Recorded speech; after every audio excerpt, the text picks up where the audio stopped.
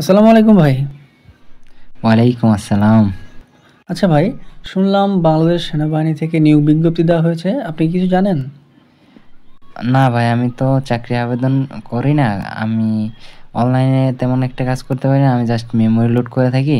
তো আপনি চাইলে মেমোরি লোড করে নিতে পারেন আমার কাছ থেকে। কিন্তু আমি চাকরির খবর রাখিও না, চাকরির আবেদনও করি না। আমি এসব বুঝি না ভাই, এজন্য আমি করি না। ভাই আমার তো আবেদনটা করা জরুরি।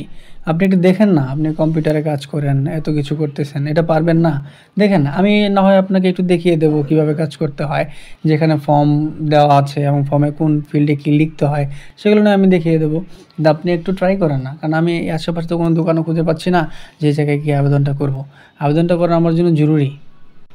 না ভাই, আমি তো আবেদন করিনি। আর আমার পিসিতে কাউকে কাজও করতে দেয় না। কারণ একজনকে এর আগে কাজ করতে দিয়েছিলাম। সে আমার তার কাজ করতে গিয়ে আমার পিসিতে অনেক সমস্যা করে ফেলেছিল।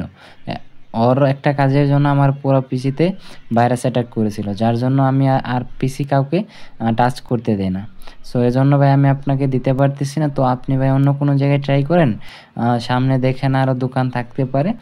তারা করতে পারে কিনা আমি জানি না, তো সেখানে দেখতে পারেন।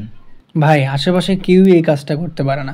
তো আমি তো আপনার কম্পিউটার ব্যবহার করতে যাচ্ছি না। আমি জাস্ট আপনাকে দেখিয়ে দেবো, আপনি নিজে, নিজেই করবেন। আমি আপনার কম্পিউটারে টাচও করব না। যা করার আপনিই করবেন। কিন্তু শুধু আমার কাজটা করে দেন ভাই। দেখেন, এখন আমি কোথায় যাব? আমি যদি শহরে যাই, এখান থেকে অনেক দূর এবং যেতে, যেতে হয়তো রাত হয়ে যাব। এই রাত হয়ে গেলে আমি তো কাজটা করতে পারব না। আবার ফেরত আসতে হবে আমাকে। তো দয়া করে প্লিজ কাজটা করে দেন।